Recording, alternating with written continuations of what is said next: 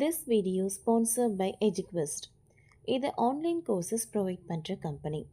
இதில் நிறைய online courses இருக்குது. Advanced marketing combo, digital marketing student combo, accounting and GST combo, advance stock marketing, இன்னும் நிறைய courses இருக்குது. இதோட லிங்க் உங்களுக்கு டிஸ்கிரிப்ஷனில் கொடுக்குறேன். தேவைப்படுறவங்க யூஸ் பண்ணி பாருங்கள்.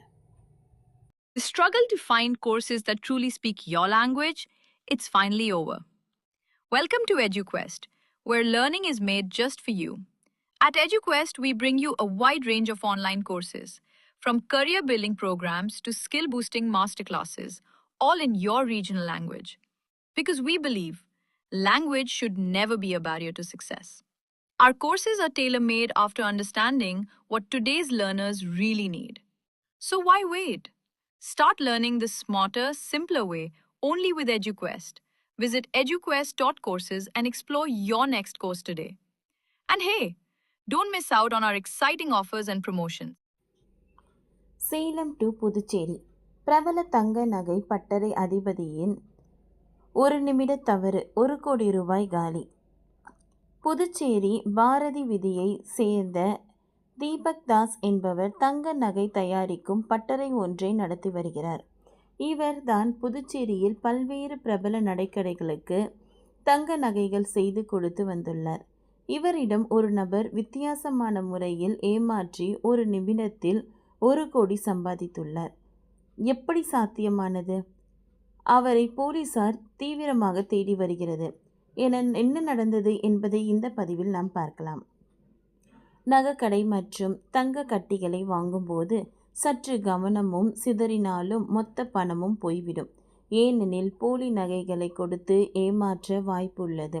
புதுச்சேரியில் தங்கத்திற்கு பதிலாக செம்பு கட்டிகள் கொடுத்து பட்டறை உரிமையாளரிடம் 1 கோடி ரூபாயை நகையை மோசடி நடந்துள்ளது.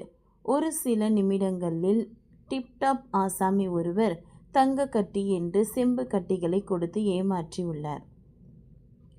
புதுச்சேரி பாரதி வீதியை சேர்ந்த 50 வயதாகும் தீபக் தாஸ் என்பவர் அங்குள்ள ஒரு கட்டிடத்தின் 2வது மாடியில் தங்க நகை தயாரிக்கும் பட்டறை ஒன்றை வைத்திருக்கிறார். அங்கே இருந்தபடிதான் தீபக் தாஸ் புதுச்சேரியில் உள்ள பிரபல நகை கடைகளுக்கு நகைகள் செய்து கொடுத்து வந்துள்ளார். புதுச்சேரியின் பல்வேறு நகை கடைகளுக்கு இவர் தங்க நகை செய்து தருகிறார். இந்த நிலையில் கடந்த சில மாதங்களுக்கு முன்பு 35 வயது மதிப்புக்கத்தக்க டிப்டாப் உடை அணிந்து ஆசாமி ஒருவர் தீபக் தாஸிடம் என்னுடைய பெயர் சந்தீப் சனா என்ன அறிமுகம் செய்து கொண்டார். தான் சேலத்தில் இருந்து வருவதாகவும் அங்கு நகைக்கடை வைத்துள்ளேன் என்றும் கூறியிருக்கிறார். பின்னர் அவர் உருகிய நிலையில் இருந்து 60 கிராம் தங்க கட்டியை கொடுத்து அதற்கு நிகரான நகைகளை தீபக் தாஸிடம் வாங்கி சென்றார். மேலும் அவரது செல்போன் எண்ணையும் வாங்கி வைத்து கொண்டார். 2வது முறையாக கடந்த 2 மாதங்களுக்கு முன்பு அவர் புதுச்சேரியில் வந்து தீபக் தாஸிடம் 20 கிராம் தங்க கட்டியை கொடுத்து அதற்கு நிகரான ஆபரண தங்கத்தை வாங்கி சென்றுள்ளார். இந்நிலையில் அந்த சில நாட்களுக்கு முன்பு சந்தீப் ஜனா செல்போன் மூலம் தீபக் தாஸை தொடர்பு கொண்டு பேசினார். அப்பொழுது 40 கிராம் 30 கிராம் 1 கிலோ எடையில் ஆபரண தங்க நகைகள் வேண்டும் என்று கூறியுள்ளார். அதன்படி தீபக் தாஸ் நகைகளை தனது பட்டறையில் தயாரித்து வைத்துள்ளார். நேற்று முன்தினம் இரவு 8 மணிக்கு சந்தீப் ஜனா வழக்கத்துக்கு மாறாக டிப்டாப் அணிந்தும் தலையில் தொப்பி மற்றும் முகத்தில் முகக்கவசம் அணிந்து பட்டறைக்கு வந்திருக்கிறார். இது பற்றி தீபக் தாஸ் கேட்டபோது தனக்கு சளி இருமல் இருப்பதாகவும் இதனால் முகக்கவசம் அணிந்திருப்பதாகவும் கூறினாராம். பின்னர் அவர் தனது கைப்பையில் இருந்து உருகிய நிலையில் இருந்து 1 கிலோ 800 கிராம் எடையுள்ள 2 தங்க கட்டிகளை எடுத்து கொடுத்தார். ஏற்கனவே 2 முறை தங்க கட்டிகள் கொடுத்த நம்பிக்கையில் இந்த கட்டிகளை பரிசோதிக்காமல் எடை போட்டு வாங்கி கொண்டு அதற்கு நிகராக 880 கிராம் எடையுள்ள தங்க ஆபரண நகைகளை கொடுத்திருக்கிறார் தீபக் தாஸ். இந்த நகைகளின் மதிப்பு சுமார் 1 கோடி ஆகும். நகைகளை வாங்கிய உடனே அவர் அவசரமாக அங்கிருந்து சந்தீப் ஜனா கிளம்பி சென்று விட்டார். அதன் பிறகு தீபக் தாஸ் அந்த கட்டிகளை பட்டறை ஊழியரிடம் கொடுத்து பரிசோதித்துள்ளார். அப்பொழுதுதான் அது செம்பு கட்டிகள் என்று தெரிய வந்தது. இதனால் அதிர்ச்சியடைந்த அவர் மற்றும் ஊழியரின் பட்டறையில் இருந்து வெளியே ஓடி வந்து